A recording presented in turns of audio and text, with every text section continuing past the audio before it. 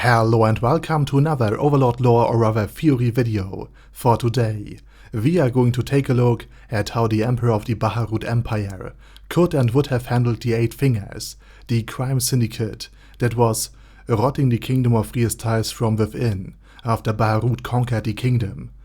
But before we're gonna do so, let me thank my Patreons for supporting this channel, as well as all users of the YouTube thanks function who made one-time donations. Also, this is the second part of my mini-series. The first dealt with how the Empire would have managed to conquer the kingdom in the first place. Now with that said, let's take a look at the Empire right after it had conquered the kingdom. And it probably would find that despite all of the well-meaning reforms and the brilliant input of Renna, a lot of things will go very wrong. Rations intended for the army find their way into unaffiliated people's stomach. Villages seem to lose half the harvest after some big guys with big muscles passed by. And the coins intended for the rebuilding of a town or a village end up buying somebody else a nice lamp. Despite Jircniv having already dealt with the useless aristocrats a year ago. At this point, Jircniv will focus the attention of his military, of Fluid Paradane and his 4 Imperial Knights onto the problem that are the Eight Fingers. And they, thus far seemingly content with siphoning off the better part of Jircniv's rebuilding efforts, will now feel the wrath of an actual well-trained, well-equipped and well-paid military that, especially after the quick victory over the kingdom, will still be very loyal and faithful to the Empire and its Emperor. And the pressure on the Eight Fingers will quickly lead to greater problems for them.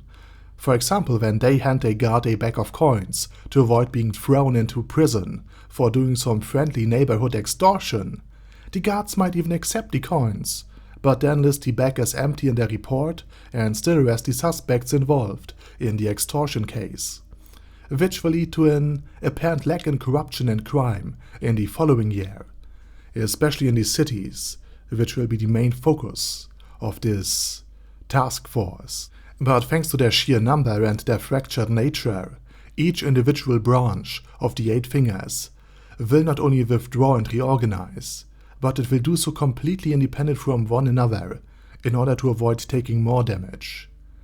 And even with them laying low, they still will do some activities to generate more than enough revenue to not only pay all of their own guys, but also create a nice surplus. For example, by focusing on the other nations on the continent, like the Holy Kingdom, and to be more precise, on its trade with the kingdom of, or rather the former kingdom of re-estize. And since the Imperial military is then dealing with the Cuts Plain, which is also an ongoing problem, it might not have the numbers to patrol the vast coastal areas. And they would also likely focus on the wide and open countryside of re-estize, where they could instigate rebellions. And soon enough, in the 3rd year of the Imperial occupation, guards will start having unusual accidents. We are talking about suicide via multiple stab wounds in the back and the likes. And especially on the countryside, numerous attacks will lead to a quickly mounting death toll and a great loss of control. And with that, the Eight Fingers can finally and fully siphon off the money intended to rebuild the countryside. With the population angry at the lack of aid and progress, and the Eight Fingers regaining their financial strength, they now can fund large-scale rebellions and uprisings.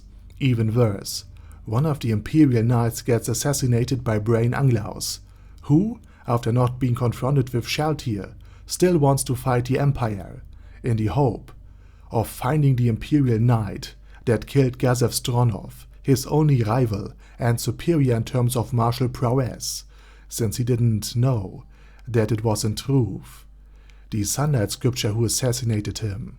And with the Empire seemingly losing more and more ground each year, something had to be done. And while the Emperor himself now gets brought into the fold by the slain theocracy, and now for the first time learns about the extent of the state's power, its influence throughout the centuries, and the frail position humanity holds within the new world.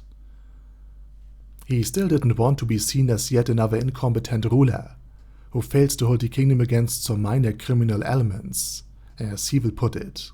Hence why Jircniv will, in the initial stages of his counter-insurgency plan, hire Ainz, the assassin order, and start a campaign of, at this point, counter-assassinations, and court some of the assassins, along with those elements of his own forces that have proven truly incorruptible to bribes, promises, and threats of the Eight Fingers, into a task force of his very own. Only then will Jircniv accept the offer of the slain theocracy to aid him in getting rid of the corruption that was eating away at the Empire.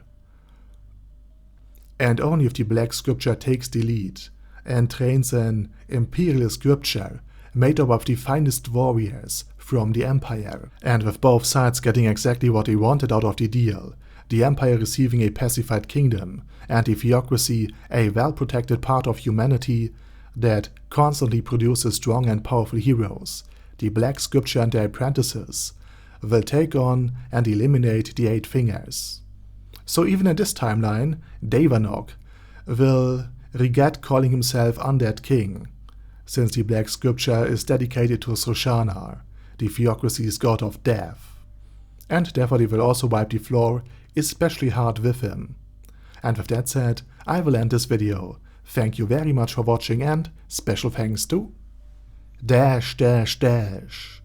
Bad Guy Yi, Ben C, Chrissy, Crowley0221, Sia, Death is Mercy, Deathless Dragonlord, Dystopia the Second, Viral Shivan, Guy with That Head, Hector Marino, Hoss, Huster, Jacob G, Jana B, Jason, Chiromius, Legendarius, Lelouch Free Britannia with a Mustache, Lexus Fox, Lord Nishikian Rai, Lord Touch Me, Marowek, Mr. Shoes, Mr. Tweaker, Michael R, Michael Y, O'Kill, Overlord General Gasper, Paddy Pantom, Personage, Primus 11, Shadow Lightning Wolf,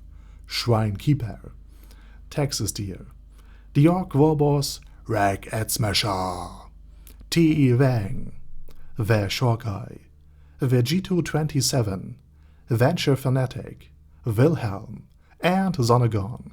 Thanks guys. Anyway, have a nice day, and I hope to see you all again soon on my next video.